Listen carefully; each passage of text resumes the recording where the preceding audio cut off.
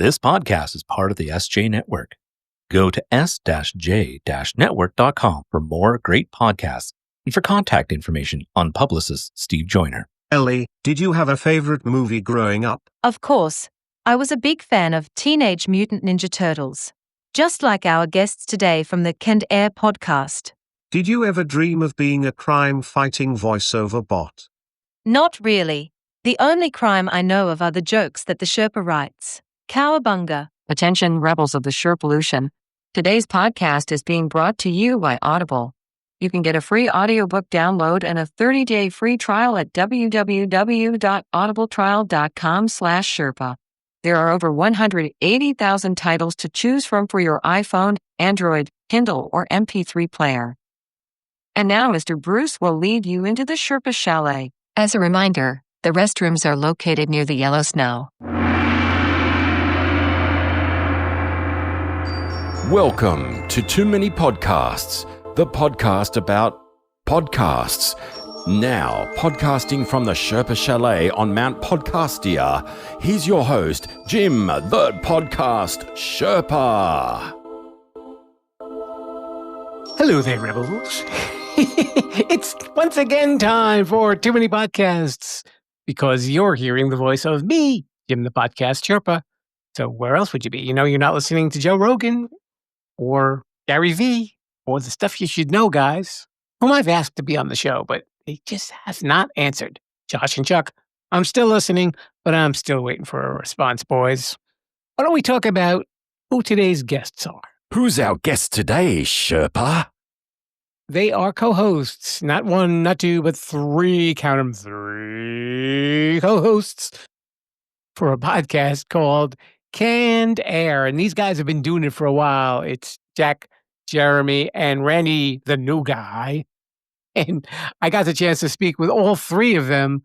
And it's a podcast about nostalgia, really, but they talk a lot about movies and comics and video games. It's all sorts of fun stuff. You know, it's a show that really takes you back.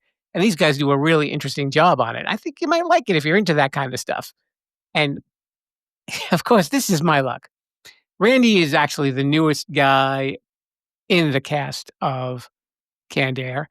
And come to find out, sometime after we recorded this, he became the president of the SJ Network, which is the podcast network that I belong to. So I was nice to him, I guess. I was kind of busted on him, but he's a really cool guy and he's a good sport.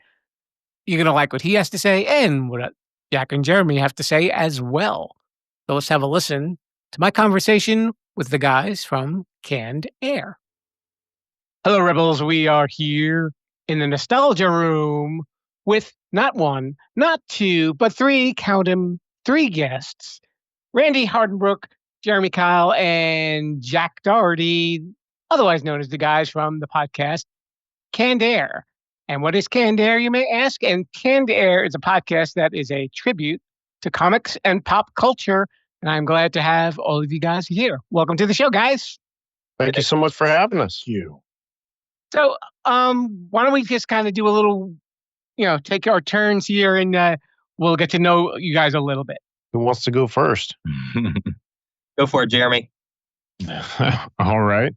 I am Jeremy Colley. I am the moderator. I guess I'm the creative end of Canned Air. I'm the one who does most of the show interviews, writing, and editing. But we've been doing this since 2013. And man, I don't know where to go with this. I feel like I should just describe the show, but I should be talking about myself here, right? Is that right? Sure. Tell us a little bit about yourself. Well, I'm a Sagittarius. No. Swipe right.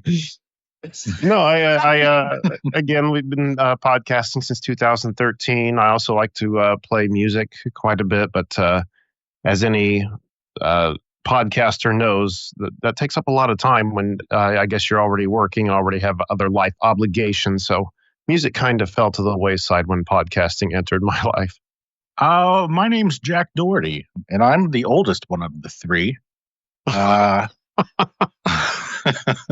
Jeremy and I are trying to earn our merit badge. I do all the website work, take care of the website, running that. I do a little bit of the video editing. I just show up every week and then sit there and stare at those guys, throw a joke here and there, I guess, sometimes. It's nice to have that purpose in life, right? Yeah. Give Randy grief quite a bit, I think. Even Yeah, though you I do. feel I spread it on a little rough. I think sometimes I feel bad sometimes. But it is in No. your job description, so Yeah. at least you're doing what you're supposed to be doing. So my name's Randy Hartenbrook. I'm the newest member of the troupe. I joined about a year and a half ago at this point. I do a lot of the PR, guest scheduling, just kind of the back end, odds and ends kind of stuff. Happy to be part of this and learn from Jack and Jeremy, who definitely have put up with a lot over the year. So, but yeah, funny. it's- Randy does a Say that lot. He that's for learns sure. from us. I guess we're still kind of learning too as we go. We just go and do. Yeah, So- you just learn as you go. So who's the guy who started the original idea for the podcast? That would be Jeremy. Yeah, that would be me. I was playing music quite a bit with my friends growing up. We all learned together. We were playing in bars, recording music. It was a lot of fun, and we still get together and tinker with it from time to time nowadays. But at the time, I was building a home studio, and by the time I had it all put together, people were, getting married, having kids, life intervened, and there wasn't much time for everyone to get together and record like I had hoped. So I, about the same time, learned about podcasts and that anybody could have a radio show. You didn't have to appeal to a local radio station anymore. You could record one from home. So I thought, let's give this a shot. I was already working with Jack at the time, and he and I'd say we were already making a podcast on the daily just without any mics at work, because we just sit Pretty and talk much, about yeah. movies and comics and just deep conversations, and it just kind of clicked. And one day I looked at him, I said, "Hey, do you want to start a podcast?" And I'll never forget, because his eyes got big. He's like, "Yeah." What's a podcast? It was funny, but that's when it was born. How many episodes have you guys done so far? Just finished editing 353. Not to mention our Patreon podcast, and then we had a little side one that we had done a little bit last year or the last 2 years. It's kind of on hold at the moment. Yeah, So it's probably a good, 450 episodes altogether that we've done. Oh, anyway, yeah. Between Yeah. content that hasn't been released and those other two shows, yeah, absolutely. What's the age range of you guys? Because I guess when you're bringing up nostalgia and stuff like that, there's got to be certain reference points that maybe work for all of you or maybe work for one of you. I mean, Jack said that he was the oldest of the three of you.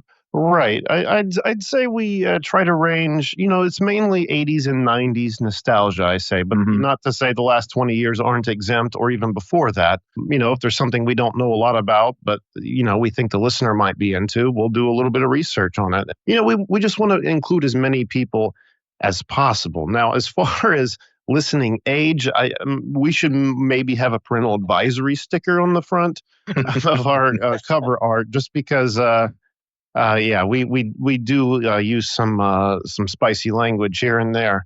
It's funny though, because I would gauge our listenership, teenagers and up, but we had somebody reach out to us and said that their 9-year-old couldn't stop listening to the show. So Yeah. part of me is like, oh man, I better clean up my act now. There's children listening, but at the same time, I'm like, well, it's it is what it is. It's not my job to raise them. I guess if they have the skill to download a podcast app, then whatever they're in for, right? Right. Therapy bills weren't that expensive, so Kids play GTA, so I mean, Yeah. what can you do? If they don't hear it from us, they're going to hear it somewhere else. So we might as well enlighten the child. Best to deal with someone with good upbringing. So, but between the three of you, do you each have like a strong point with what you like to discuss on your podcast? Like, does someone discuss comics more? Someone do sci-fi or anything like that? Or you just really just kind of mix it up and kind of take on the topic altogether? No, I mean, as far as like pop culture topics, yeah, we all have our things we lean toward. You know, Randy is a huge lover of video games, so any chance to talk about video games, he's going to get it in there just the same way that if there's any reason for me to talk about the Teenage Mutant Ninja Turtles, I'm going to find a way to squeeze it in there. Or the Simpsons, this is true, but I think the Turtles at this point trump the Simpsons. And Jack's kind of the same way with the Tick and the movie The Thing for some reason. It's really left a scar on his soul. But a couple of horrible 80s movies too that are my shining glory that I love. Does you all have a worst 80s movie or a worst 80s anything? Oh, man, fashion. Rick Astley, Rick Roll. Never gonna give you up. There we go. There's a worst. I hated Jesus Jones right here, right now. Oh, I love that song. I love that song so It's not even so much the song, though. It honestly isn't. It's more the music video. Yeah, yep. The music video just makes me want to take a spoon and dig my eyes out. Oh, man. Not even a knife, a spoon, because that would hurt way more. I was going to say, at least you're limiting yourself to a spoon, so that's a good thing. Hashtag Robin Hood reference. Yeah. Guess it would hurt more. I don't know if it's necessarily an 80s thing, but I've always despised circus peanuts. Like the candy, the orange. Yeah. I don't know how people can eat that crap either. It's worse than packing peanuts. I don't understand that. And quite candy corn and all too. Or who the heck's eating packing peanuts? You know exactly who it worked that one day, remember? Oh, yes. Oh, do we have time to tell a quick story? Please do. Okay, so Jack and I, where we used to work, I won't say the name of the place, but we ran a printing department and also had a UPS shipping area. Now, the packing peanuts that we were sent when somebody would bring in something to ship were, where to begin with this? They weren't your typical S-shaped packing peanuts. They almost looked like what, Jack? Like Cheetos cheese puff, like the long ones, not. Yep. Yeah, just like the big cheese noodles. Right, but they're white. They're white. I remember learning in school that these things were originally designed to be a cereal, but they tasted horrible. Nobody wanted to eat them, and they remanufactured their product as packing peanuts. So essentially, you can take one of these things, put it on your tongue, and it'll start to dissolve. You can eat it, and it won't hurt you. Not that I would advise this. So, when people would come in and ship stuff, sometimes, there's a lot of typing to do, and standing there in front of somebody can get awkward. So, you just start talking, and occasionally we would drop that fact on customers. Well, we had one customer that fact probably should not have been dropped on, because boy, what a naive girl she was. Before I could even finish the story, she had a handful of these things in her mouth. And it's like, yeah, they don't taste good. I was like, well, I didn't tell you to eat them, but you didn't let me get that far. So it was that day on. 20 feet away.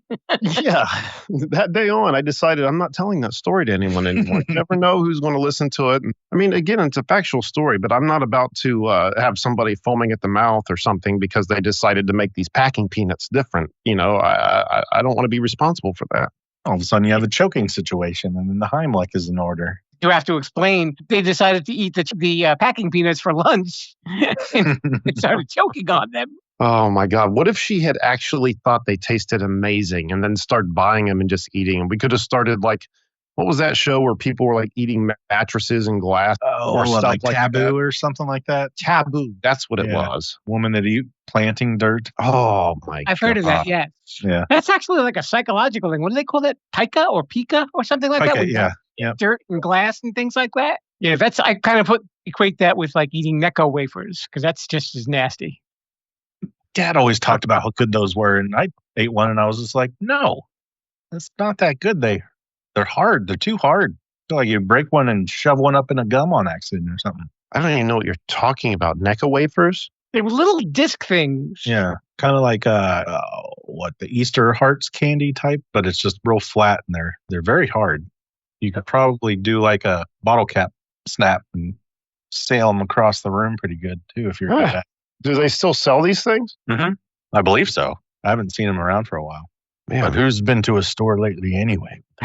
something else that eluded me, stayed under my radar for years. But it sounds like it's probably a good thing at the same time. Mm-hmm. Well, it sounds like we've got a challenge in the works here if Jeremy eats something next time he loses a game show. Bring it on. You're dogging on circus peanuts. I like circus peanuts. So I also like the little Valentine hearts. So both of you, I don't know what to tell you. If it was on our show, I'd probably use more colorful language. But No, I'm not saying I don't like the hearts.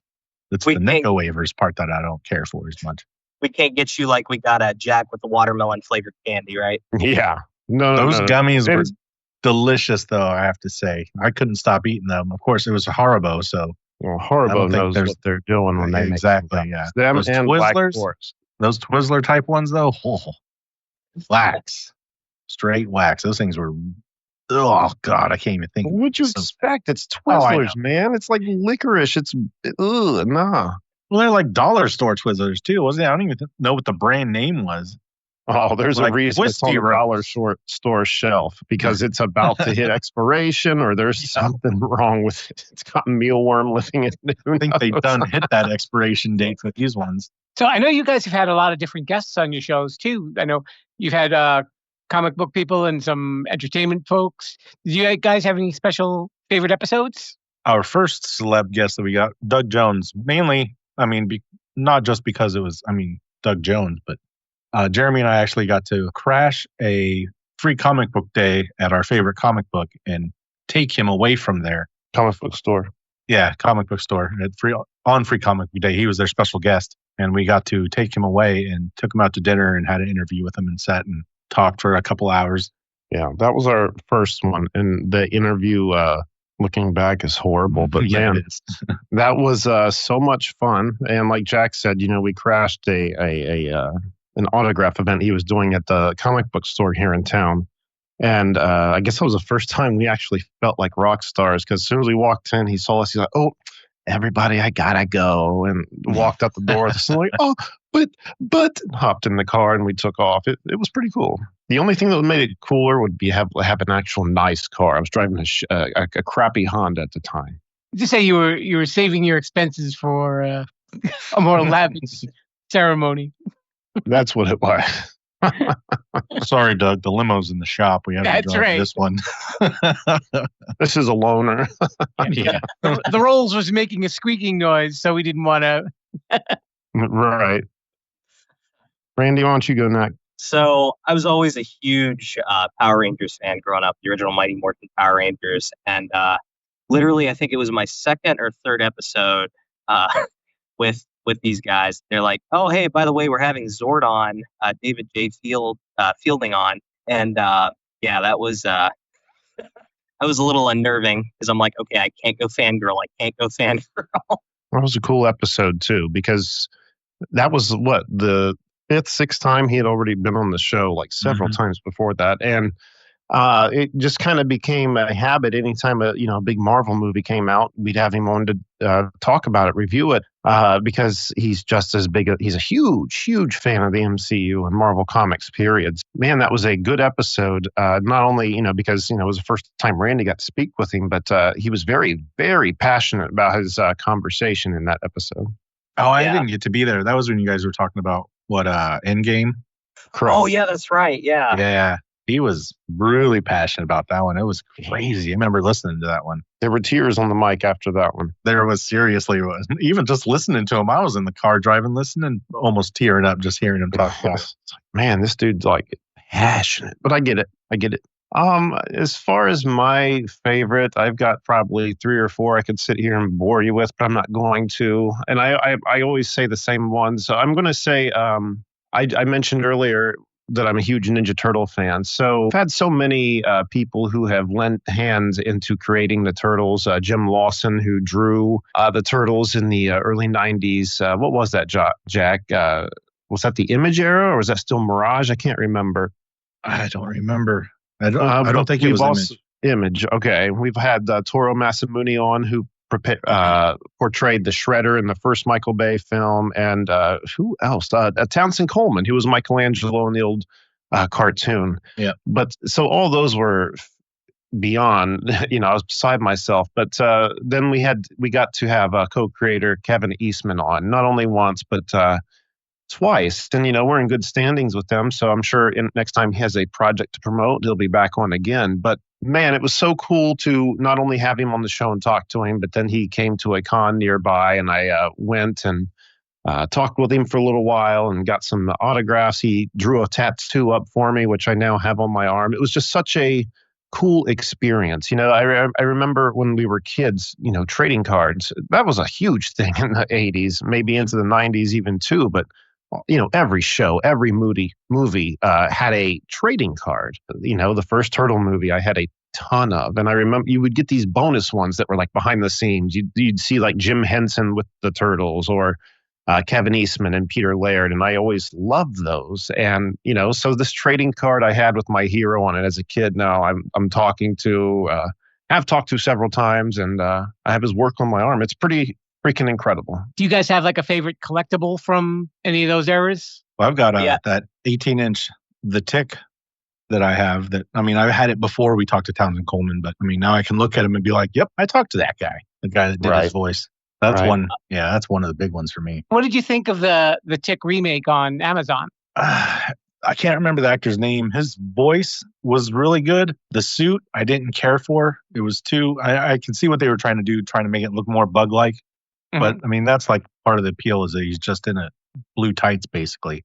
I couldn't really. I watched the first season, got a couple laughs. It wasn't as funny. It was a little more darker than I liked.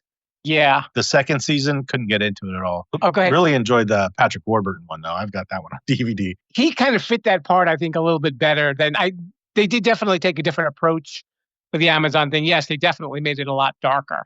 Arthur, on the other hand, he was perfect for the Amazon version. Yeah, and I love the way they did his suit. It looked a little more techy. It didn't look quite so rabbit-like. I don't know. He wasn't chubby. That was the only kind of setback. But I liked Arthur a lot better in the Amazon one.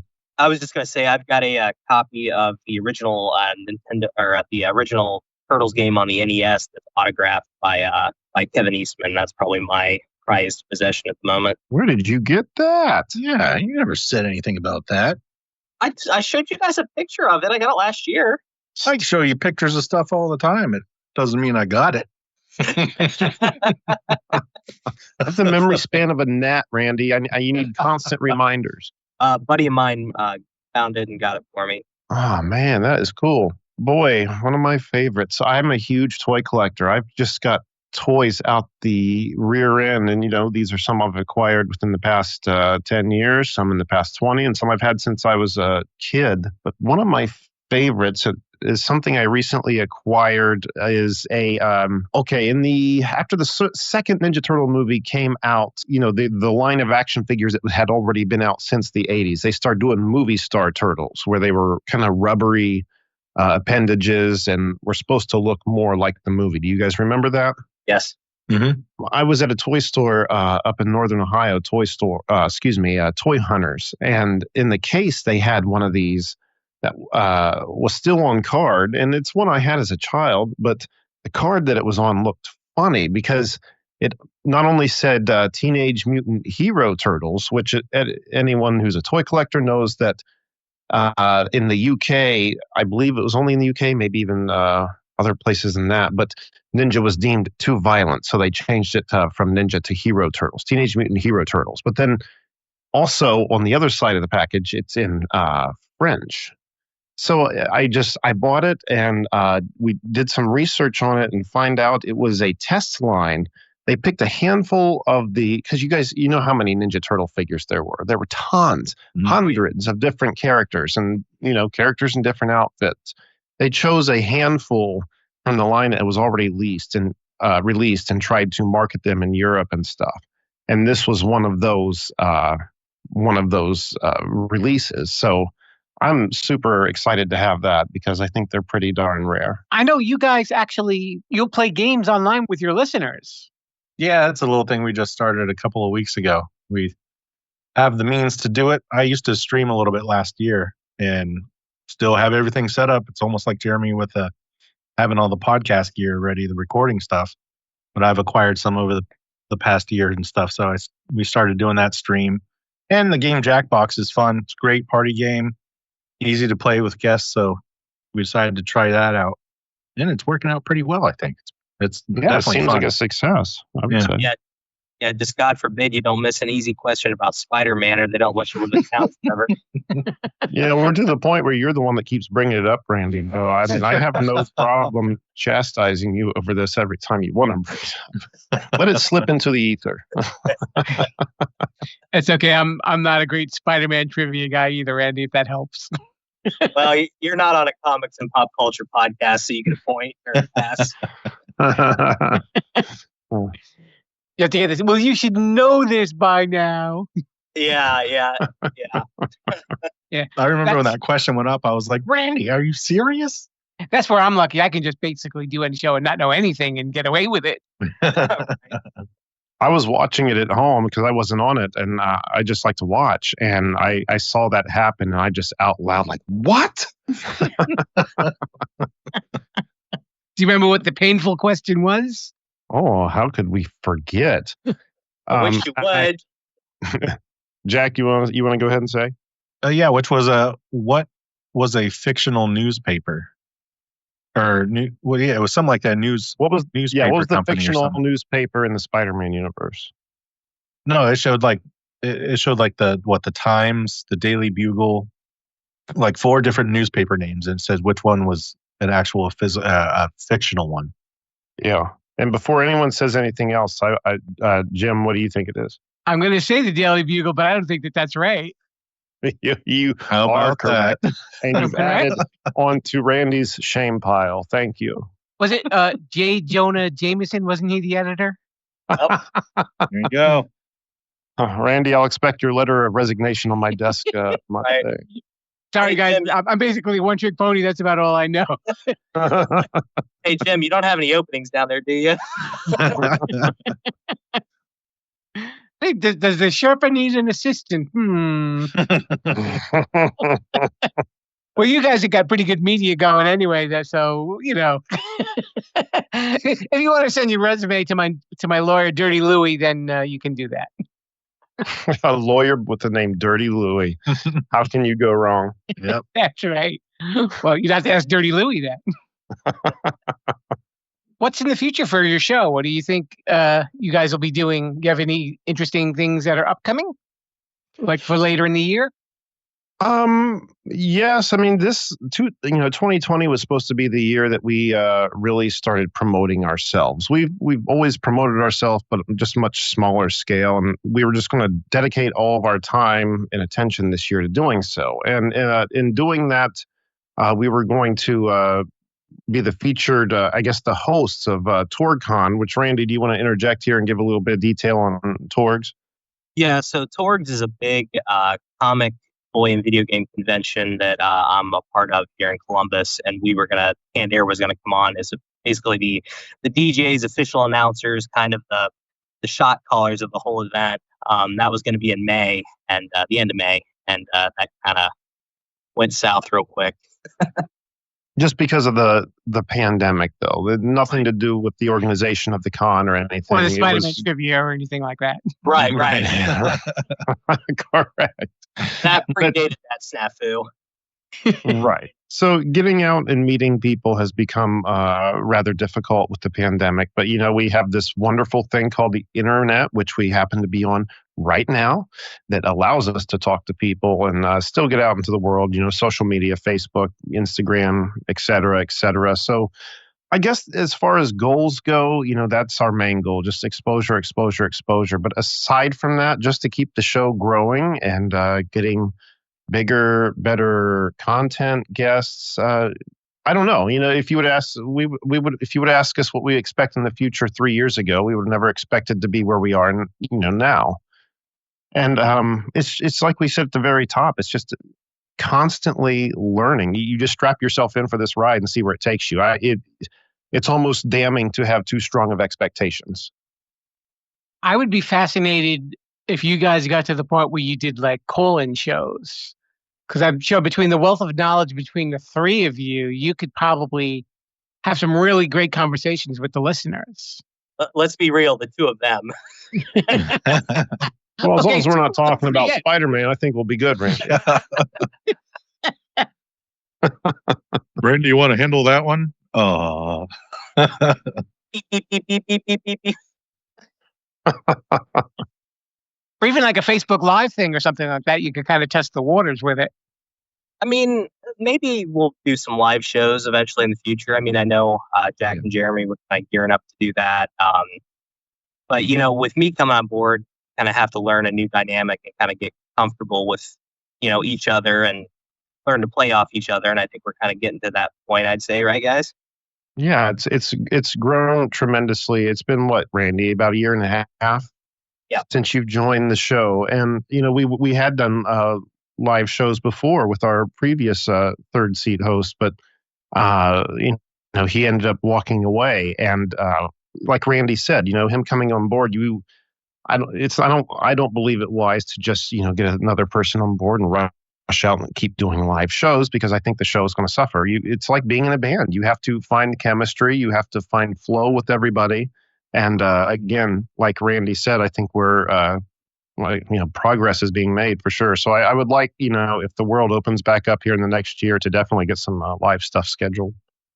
Yeah, I definitely feel that. You guys definitely have that accessibility to your listeners. That's what really impresses me about your show. And there are a lot of people that can relate to it, because sometimes people do too specific a podcast, and then you're not going to get that flood of phone calls or that flood of emails, because you have teapots that were made in Bulgaria in 1835 that can only be served by a left-handed person.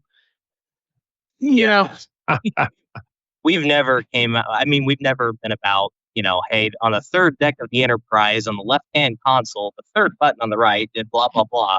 It's, we're just like, hey, do you guys remember that fart noise in that movie? Yeah. And Randy said it perfect. He said 3 words there that sum it up perfect. Do you remember? It's just trying to jog people's mind, just be as open and as encompassing as possible. That's why, instead of me making one of our segments, we do a segment called the Retro Roundtable, where we'll focus 30 to 40 minutes on a topic, but rather it be so specific, like you were saying. Like last week, we'll just look at Westerns, and it's just a very loose topic. It can be any kind of Western, or help me with some other topics we've tried, guys. Well, we've done like video games. We've done horror movies. Favorite horror films, our favorite hero layers, stuff like that. Did we do like one-liners or something like that one time too? Favorite one-liners from films, correct. Yeah, we did do that. But the best compliment to get is when somebody either shoots you at Facebook message or leaves a comment somewhere that says, "Holy crap, I forgot all about this." It's funny because you can see their excitement when they're writing it. Exclamation points, all in caps. It's like they're excited to remember. And I personally find those to be the best compliments. They make me feel the best. And it's really awesome when we do that to one of the other 2 hosts. Like, there's been times where, Jeremy will say something and Jack and I will be like, "Oh, seriously? No way. I forgot about that." It just happened in our last recording, actually. We were talking Westerns, like I said, and I brought up the movie Lightning Jack, which I haven't thought about in years. I forgot about. Right. And I saw Jack light up like a little boy on Christmas morning when I mentioned that film, because I could see he had forgotten about it, and it come rushing back to him too. And again, that's the I guess the main objective when we're trying to appeal to the listeners, just to bring back those memories. It's good to stay in touch, I think, with your inner child. Those things that bring wonder to your eyes, like like the wonder Jack had in his eyes. Especially in a certain age range, nostalgia has such a universal appeal. And it's funny that there are so many people in the world who believe that this kind of thing is, they're too old for, or it's childish. It's childish stuff, and I hate that, because everything that we're reading, everything we ever talk about, whoever's created it is coming from that child within them. You know what I mean? Except for in the 80s when it was all businessmen making our cartoons, but somehow they still appealed to us, didn't they? Now, but I guess I forget the point I'm getting at. It's just being in touch with your inner child is very important. I think it's a great way to keep yourself happy and youthful, honestly. I think with our age range, it helps a lot too because we have such a wide span between our ages. So there's a little bit from every, the last, I'm 44. What are you, Randy? 32. So that's like 15 years. I'm Is that right? I don't know. Well, the math is a little bit off, but we won't. But yeah, I mean, I grew up in the 80s and, some of the 90s, and Jeremy was in the end. You were like, the end of the 80s, all through the 90s, and Randy was in the 2000s. Hey, I was in the 90s too. So I know there's a lot that people can pull from each one of us. Sure. And we all know a little bit of everything in between that area too. So yeah, I'm older than all three of you, actually. But I know a lot of the stuff, the references that you were making, especially being a child of the 60s and the 70s, and I enjoyed the 80s too very much. The 90s get a little fuzzy for me, but that's a different story. Because this is a podcast about podcasts. What are some of the favorite podcasts that you guys like listening to when you're not busting each other's chops over Spider-Man trivia?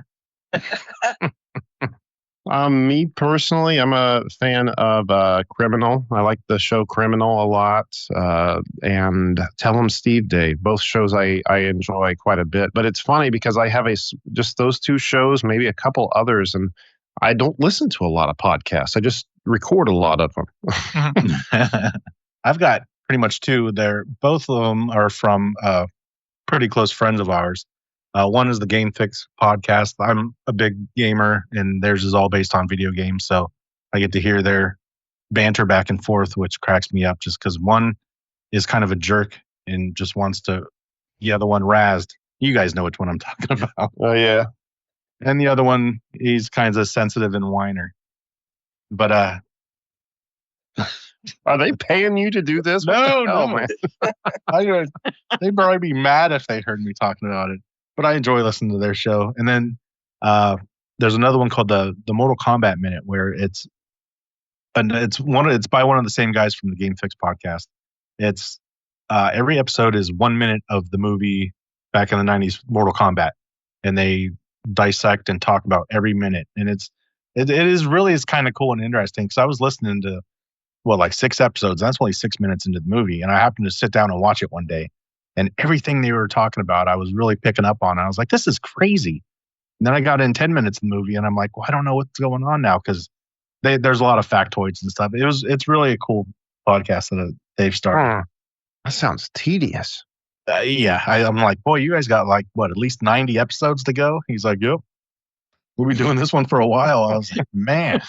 Have them do Schindler's List or Gone with the Wind, man. That's a career podcast right there. Well, it's only maybe about 15, maybe 20-minute episodes. So they go by really quick because there's only so much you can talk about in that whole minute of cinema that you're watching. So right. So before I joined the show, I actually used to listen. I was an avid listener. So, but since that's cheating, I listen to the Kryptonaut podcast a lot. Outside of Canned Air, I part of my PR responsibilities that I take on is I collaborate with a lot of other podcasts. So I'll generally, pick up some friends and listen to their shows and stuff like that. So, I'm kind of all over the board. All right. So we have this portion of the show, and we call it shameless self-promotion. Shameless self-promotion. And A fave. this is where you can let everybody know where they can follow you or stalk you or send you loving emails or anything like that if you want to share that information. Jack, you want to start the roll? All right. I was just going to say if you want me to. All right. Go to podcast.com. That's the name of our show. Daily Bugle says what? Yeah. www.cannedairpodcast.com, where you can check out show highlights, guest info, listen to the show, follow us on all our social media, become a patron, buy some merch, see some YouTube videos, and if you'd like to be a guest and promote any work that you do, send us an email on our contacts page. And you can find us on Twitter at CannedAirPod and on Instagram at canned_air. And like Jack said, we do have a Patreon page, patreon.com/CannedAirPod, though it's probably easier just to go to the website and click the link. And $5 a month gets you access to one of those other shows we were referencing earlier, the Canned Air Patreon pod. We do it once a month, and there's like, how many guys? About 35 to 40 episodes on there already. So getting access to a catalog. And Randy, what did I forget? So we are syndicated on a radio station out of Cleveland, redlineradio.llc.com. So, we're the morning show 7 to 9 every morning on there. We just play our episodes. And then, of course, Jack and I do our little game show every Tuesday nights at 9 p.m. Eastern on our Facebook page. All right, so that's Jack, Jeremy, and Randy. They are the guys from the Canned Air podcast. Make sure you check them out and listen to some nostalgia, and I'm sure it'll bring back some really great memories for you guys, too. Thank you all so much for being on the show. Thanks for having us. It's been a blast. Yeah, it is. Hey there, Rebels. It's me, Jim, the podcast Sherpa, and thanks a lot for listening to my show. You know what I'm here to do? Help you with your holiday shopping. No, I'm not going to give you my credit card. I've got something better. It's called the Sherpa Shop. If you go to my website, Sherpalution.com, on the About page, you will see a link that will take you to a shop that connects to over 100 websites, and you can buy all sorts of stuff online. It'll definitely make your holiday shopping so much easier.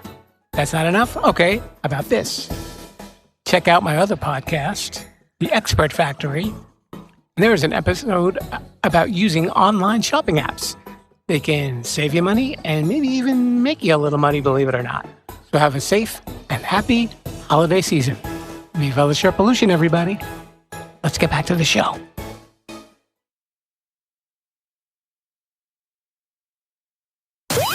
Let's get back to the Sherpa. Sorry about that. No! And now it's time for Sherpa Suggestions.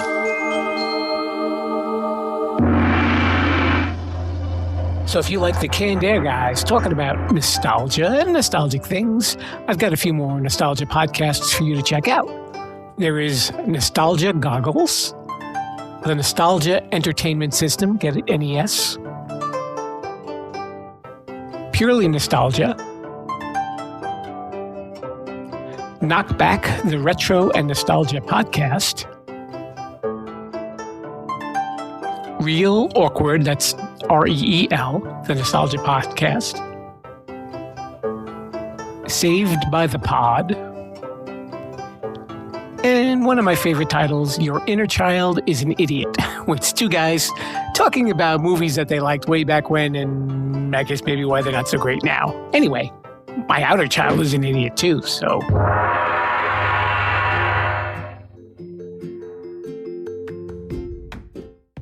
Thanks so much to Jack, Jeremy, and Randy of Canned Air. Make sure you check out their podcast and their website. And especially if you're feeling nostalgic, those guys know how to take you back. And you can catch this show on any of your favorite podcast apps or on my website, Sherpalution.com. And there's a lot of stuff going on at Sherpalution.com. You can hear all the episodes from the beginning if you want to do that to yourself. I don't know how many people actually want to do that, but that's okay. Just in case you're daring and you said, well, I'm going to listen to every episode of Too Many Podcasts. You can do it at Sherpalution.com. You can also take a look at the About page and you'll see the listing of upcoming episodes for each month when the month starts. And you can see the Sherpa sheets that have all the information on the podcasts and podcasts that the podcasters like and their information if you want to get in touch with them or follow them on social media. There's a lot of stuff going on there. There's also a page right now of Spotify music. So even if you want to listen to Christmas music, because, you know, the holidays are just about upon us, Rebels, you can just do that for mindless fun. Just have some music on in the background. It works. Even if you don't want to listen to Christmas music, there's a large playlist there for classic rock and also love song. Nothing but love songs. I'm giddy tonight, folks. So I guess I'm probably feeling nostalgic too. So, Mr. Bruce, let's talk about our childhoods after you could please show everybody the door. Thank you, sir. See you guys next time, and Viva la Sherpalution. Thanks for listening to Too Many Podcasts. Please disperse. You can go home now. I said you can go home now. Viva la Sherpalution. Viva la Sherpalution. Oh. Yell, come back now, you hear?